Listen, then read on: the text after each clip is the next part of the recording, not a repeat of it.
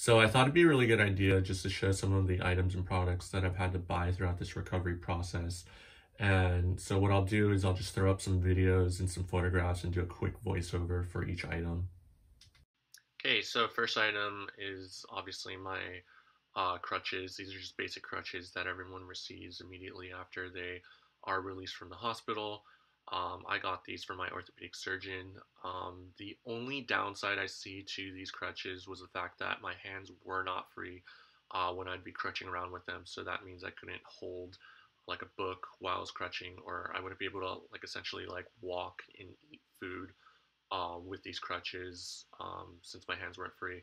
Otherwise, I know that some people do complain about getting going upstairs or going downstairs, or like for instance, like for me, I take public transportation and getting onto a bus or like the subway.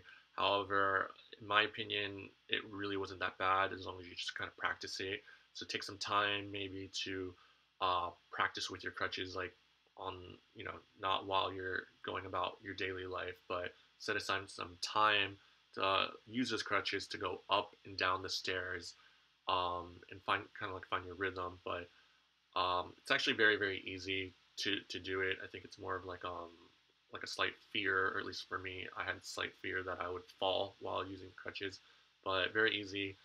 I think especially going up stairs or downstairs, my suggestion would be to hold onto the railing while using your crutches on the opposite side of your injured leg.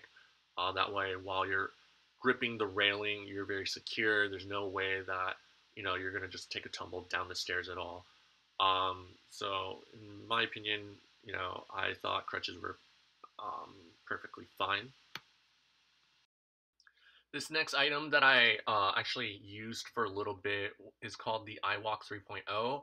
I purchased this originally for around $300, but I ultimately ended up having to return it. A couple different reasons for that. Number one, again, as I mentioned, it was about $300 for me, since this is a product that I bought abroad, since I'm in Asia right now, so the pricing is going to be a little bit higher for me.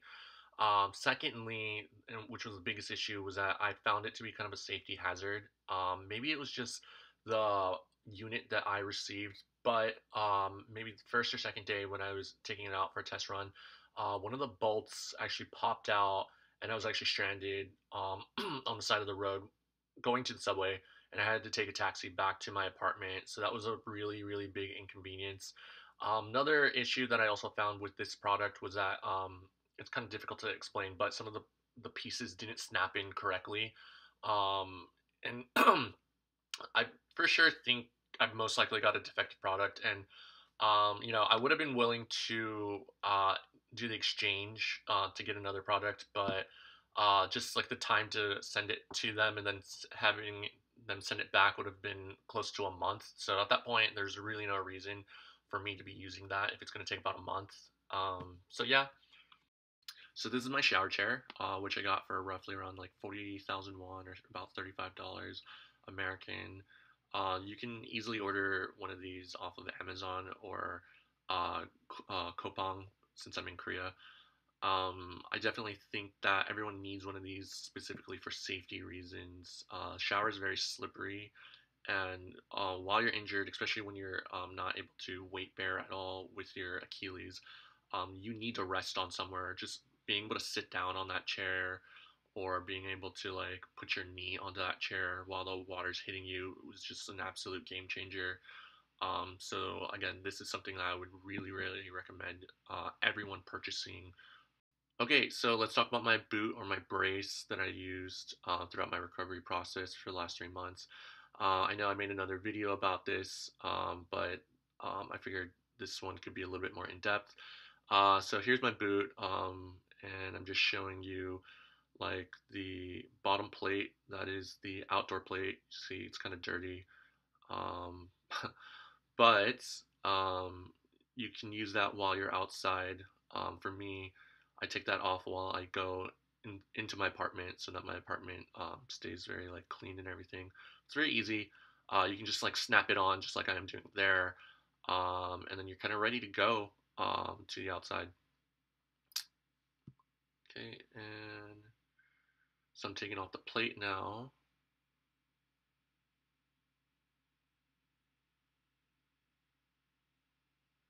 Okay, so these are my heel pads again, okay? So each one was for a different week while I was recovering. Very easy to stick into the boot. There's a Velcro piece right there. And you just kind of stick it into there, and then you're good to go. You can put your foot in just like I am doing right now, and then you strap in. So in my case, my braces, and caveat, you should be wearing a sock with this brace. So everyone's boot is gonna just pretty much serve the same purpose. It's to in order to protect your Achilles, and also to kind of like immobilize your Achilles tendon in a fixed position while it's recovering in those heel pads. And like I said in my other video as well, every week for me, anyways, I had to take out one of those heel pads each week until I was at a completely neutral position, which is where I'm at right now today. Okay.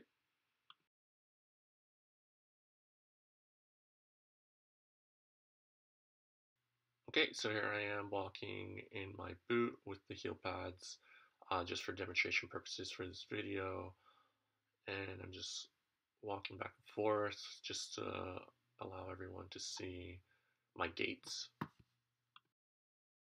Okay, so this is the box of my cast cover, which I used during my recovery process when I was finally cleared to shower. I bought this off of Coupang or Korean Amazon, and you can get these online very cheaply. They're only like around like $10. So this is something that was definitely worth it. I would definitely spend the money on this again. This is the actual cast cover. As you can see, it's pretty long. This one actually went all the way up to my hip. Here I'm going to demonstrate how to put on the cast cover and to also give you a comparison in terms of my leg. So there's an opening at the top, just stick your leg inside, okay? And then eventually you'll want to secure it at the top, which I'll show you in a bit.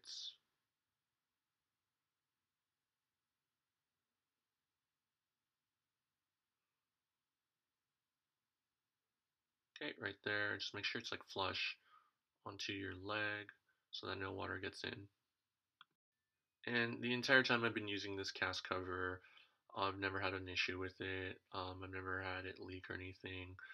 What I normally do afterwards with the cast cover after taking a shower is I just hang it upside down so that if there is moisture, it just kind of like drains out.